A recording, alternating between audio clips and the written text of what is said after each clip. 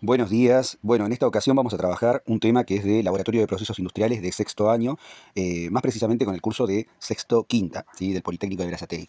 En este caso, lo que tenemos acá, ¿sí? Es la introducción a termodinámica. Y bueno, hay que definir algunas cosas. Por ejemplo, ¿qué es la termodinámica? La termodinámica se la puede definir como la rama de la física, ¿sí? Una parte de la física que se encarga de estudiar la relación entre el calor y las diferentes formas de energía que van a estar en movimiento, ¿sí? Que van a cambiar, que van a transformarse. Termo quiere decir calor, dinámica quiere decir movimiento, cambio. ¿Sí? Entonces estamos hablando de que el calor y otras formas de energía van a transformarse, van a cambiar. ¿Sí? Ese es el sentido de la termodinámica. Así como hay, digamos, una química orgánica, una química analítica, una química general, ¿sí? O inorgánica, también en física tenemos la rama que se llama termodinámica. ¿Sí? Entonces, vamos a definir algunos conceptos a continuación que son muy importantes. Ahí vamos.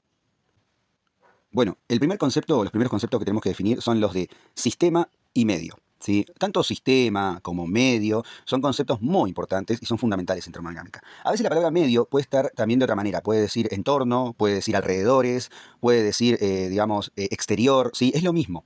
Sí, medio, entorno, alrededores, exterior, es exactamente lo mismo.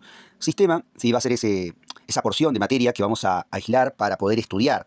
¿Sí? Vamos a separar del universo para poder estudiar. Resulta que también cuando tenemos el sistema y tenemos el medio, la suma de los dos nos va a dar lo que se conoce como el universo termodinámico. ¿Sí? Sistema más medio es igual a universo termodinámico. Pero bueno, vamos a tratar de llevarlo al castellano, vamos a explicarlo con palabras todavía más simples y más aplicadas a la química. Obviamente no hay un solo tipo de sistema, por lo menos hay tres tipos de sistemas. El sistema abierto, que va a intercambiar materia y energía. Si acá vemos en el dibujo la flecha que nos indica que está ingresando materia o energía, acá abajo, ¿sí? Este de acá, está ingresando materia o saliendo materia del sistema, y está saliendo energía o entrando energía. ¿Sí? Este es un sistema abierto, acá está. Después tenemos el sistema cerrado, que está por acá, en donde no puede ingresar materia. Ahí la flecha azul está indicando eso, y tampoco puede salir materia del sistema. Lo único que puede intercambiar el sistema cerrado es energía. Acá tenemos la flecha roja que está ingresando energía o saliendo energía. Este es el sistema cerrado. Y por último, que recién lo marqué mal, el sistema aislado. ¿Sí? El sistema aislado no puede intercambiar ni materia ni energía con el medio, con el exterior, con los alrededores. Acá vemos la flecha roja y azul que está rebotando de alguna manera. ¿Sí? No sale nada y tampoco entra nada desde el sistema o desde el exterior. ¿Sí? El sistema aislado es un sistema ideal. ¿Sí? No hay un sistema, no tenemos un sistema perfectamente aislado que no intercambia materia ni energía, ¿sí? En la vida cotidiana, por decirlo de alguna manera. Así que bueno, ahora vamos a charlar acerca de los tipos de sistemas y de ejemplos para cada uno de los sistemas lo más aproximado posible. Bien, vamos a los ejemplos de sistemas. Bueno, los tipos de sistemas y los ejemplos. Tenemos, por ejemplo, el sistema abierto, que es aquel sistema que intercambia materia y energía con el medio, con los alrededores. Y el ejemplo del medio es un automóvil. ¿Sí? El automóvil es un claro ejemplo de un sistema abierto porque de alguna manera yo le puedo ingresar materia a través de la nafta, ¿sí?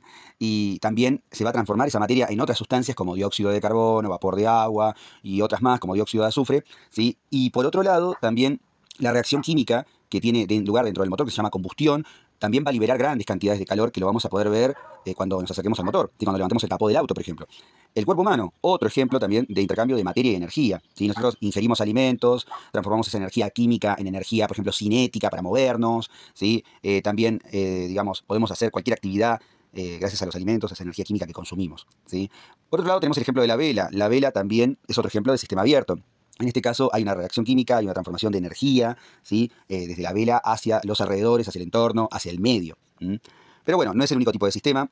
Como pueden ver, acá también tenemos sistemas cerrados. En los sistemas cerrados podemos intercambiar energía, pero no podemos intercambiar materia. ¿Sí? No se permite intercambiar materia.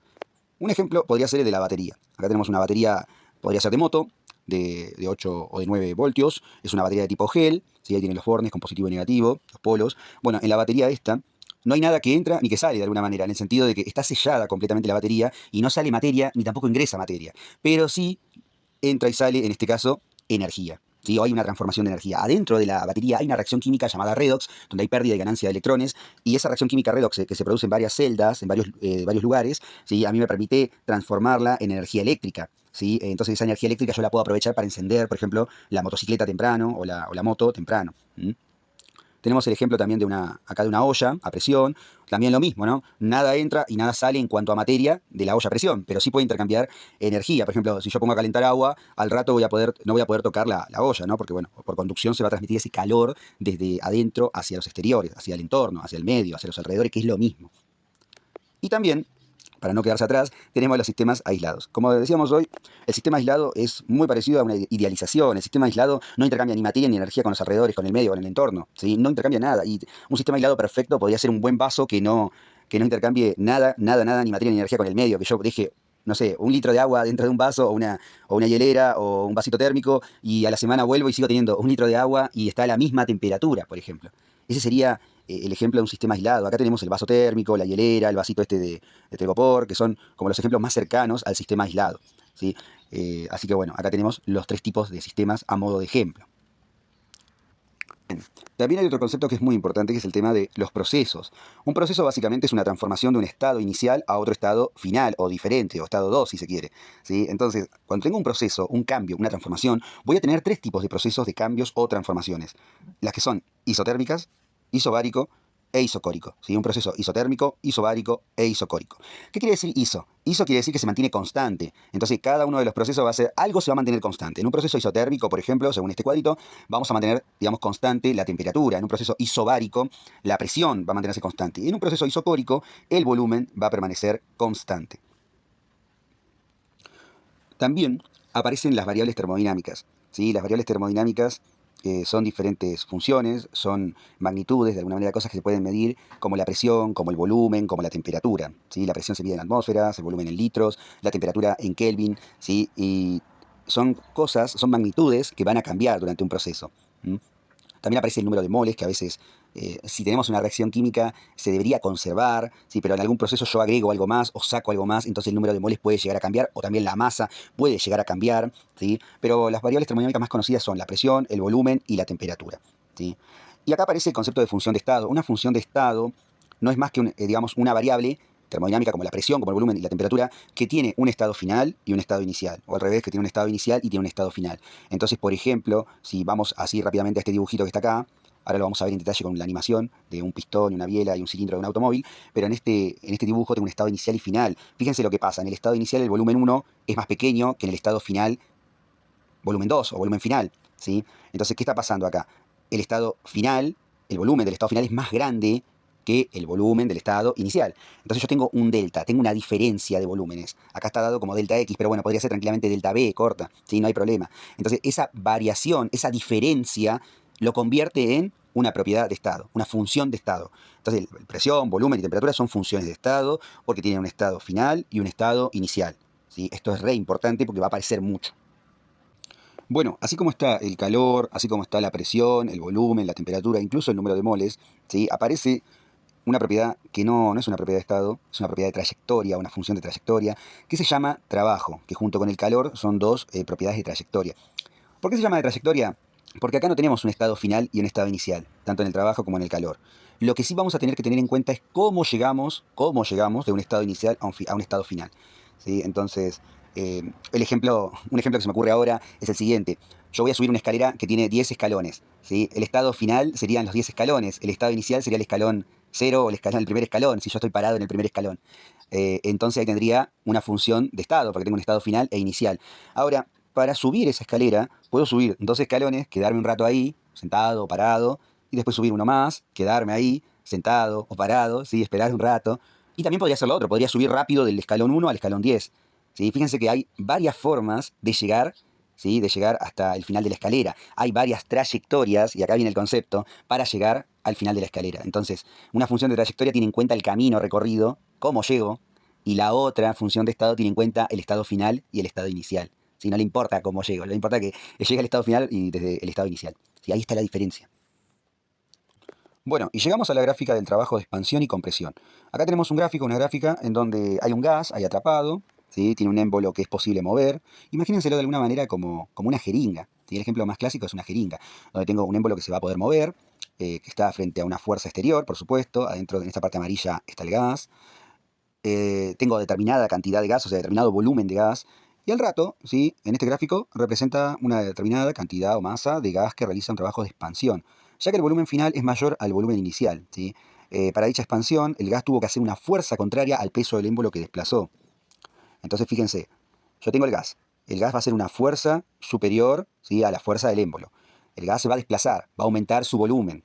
¿Sí? Entonces tengo volumen final y volumen inicial. Yo podría calcular una diferencia de volúmenes, por ejemplo, ¿sí? El gas está realizando un trabajo. El gas está realizando un trabajo de expansión. Se está expandiendo el gas, está aumentando el volumen que ocupa. Si fuera el caso contrario, yo tendría el gas en esta forma al principio y después voy a esta forma que está acá, ahí tendría un trabajo de compresión. El gas está reduciendo el volumen que ocupa. Se está reduciendo, se está, digamos, achicando el volumen ocupado por el gas. ¿Sí? Estos son los trabajos de expansión y trabajo de compresión. Cuando tiro la jeringa para arriba, de alguna manera es un trabajo de expansión. Cuando tiro el émbolo, perdón, no la jeringa. Y cuando empujo el émbolo hacia adentro, es un trabajo de compresión. ¿Sí? Ahí tenemos los dos tipos de trabajos. Bueno, hay una cuestión de convención de signos.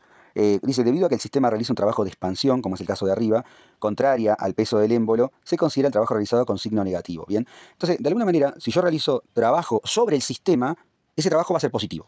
¿Sí? Y si realizo un trabajo del sistema hacia el entorno, o hacia los alrededores, o hacia afuera, el trabajo es negativo.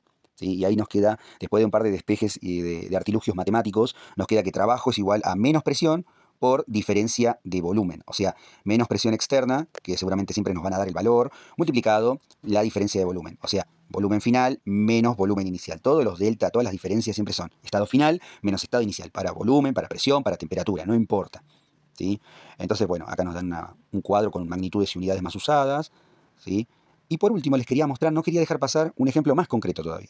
Aparte del de la jeringa, el émbolo, hay otro ejemplo más concreto. Ahí vamos.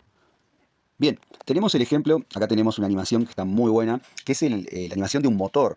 Acá tenemos el cigüeñal, la biela conectada al cigüeñal, el pistón, el cilindro, ¿sí? Las válvulas de admisión y de escape, el árbol de leva, los camones de leva, el cárter con el aceite abajo, muy bien representado.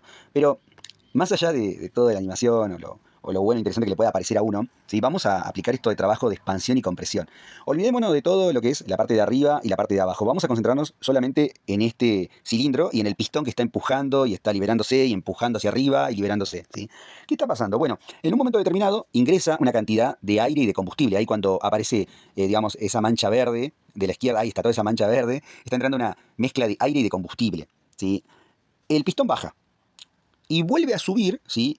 Y comprime, miren lo que digo, comprime la mezcla de aire y de combustible. ¿Sí? Hay un trabajo de compresión ahí.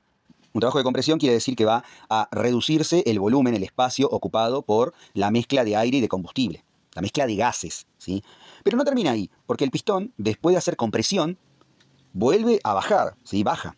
Es decir, hace un trabajo de expansión. Se realiza un trabajo de expansión. Es decir, el volumen final es más grande que el volumen inicial. ¿Sí? Tengo entonces compresión al principio y admisión, perdón, y expansión. ¿Sí? Vamos a llevarlo al campo de la mecánica momentáneamente. ¿Sí? En la mecánica de los autos hay 4 tiempos. Los motores de 4 tiempos quiere decir que hay admisión, que es cuando ingresa la mezcla de aire y combustible. Compresión es cuando se comprime esa mezcla mucho, 10 veces más de la presión normal, o a veces 100. ¿Sí? Expansión, ¿sí? Que es cuando el cilindro baja, se expande el volumen, el espacio ocupado por la mezcla. Y por último, escape, que es cuando se abre la válvula de escape y se liberan los gases que no, o todo lo que sobró por el caño de escape. ¿Sí? Entonces otra vez, admisión, compresión, expansión y escape. Admisión, compresión, expansión y escape. El ejemplo más concreto aparte del émbolo y la jeringa, ¿no? Así que bueno, nada más por ahora. Ahora lo que yo recomiendo es ir a la guía de ejercicios, ir a la guía de ejercicios que están por acá, del 1 al 6, y realizar los ejercicios que están en esta sección. Fíjense que la fórmula que van a usar es la de trabajo igual a presión por diferencia de volumen. ¿Sí? Acá hay un ejemplo, pero bueno, esta es la fórmula que van a usar. No se olviden del menos, no se olviden de las unidades, no se olviden de la conversión. ¿Qué más, qué más, qué más? No, nada más. Acá tienen los ejercicios, ya pueden arrancar a resolverlos. ¿Sí? Cualquier duda, consulta mediante el Classroom o también en la clase siguiente. ¿Sí? Traten de hacer el ejercicio 1 y el ejercicio 2. No traten. Hagan el ejercicio 1 y el ejercicio 2 a ver cómo sale y lo vamos viendo la semana que viene. Un saludo grande, un abrazo, que tengan un hermoso día.